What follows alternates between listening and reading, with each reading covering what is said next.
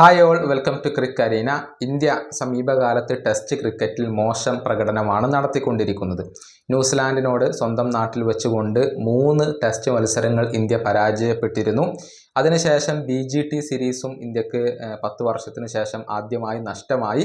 3 test മത്സരങ്ങളിലായിരുന്നു India പരാജയപ്പെട്ടിരുന്നത്. അങ്ങനെ ഒരു മോശം സമയത്തിലൂടെയാണ് ഇന്ത്യ ടെസ്റ്റ് ക്രിക്കറ്റിൽ ഇപ്പോൾ കടന്നുപോയിക്കൊണ്ടിരിക്കുന്നത്. അതുകൊണ്ട് തന്നെ രോഹിത് ശർമ്മയെ ആ ഒരു ക്യാപ്റ്റൻ സ്ഥാനത്ത് നീക്കണമെന്ന് ആവശ്യപ്പെടുന്നവർ ഏറെയാണ്. രോഹിത് ശർമ്മ വിരമിക്കും എന്നുള്ള റൂമറുകൾ ഉണ്ടായിരുന്നു, പക്ഷെ അത് രോഹിത് തന്നെ തള്ളിക്കളയുകയും ചെയ്തിരുന്നു.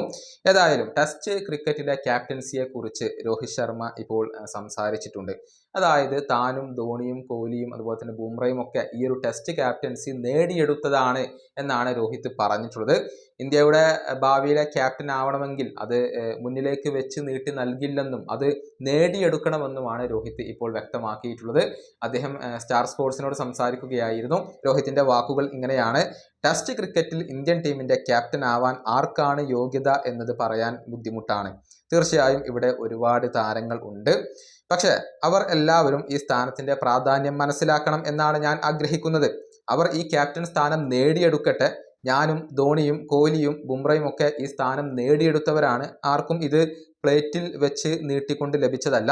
അതുകൊണ്ട് തന്നെ അവർ ഫൈറ്റ് ചെയ്തുകൊണ്ട് ഇത് നേടിയെടുക്കട്ടെ. ഇതാണ് രോഹിത് ശർമ്മ സ്റ്റാർ സ്പോർട്സിനോട് പറഞ്ഞിട്ടുള്ളത്.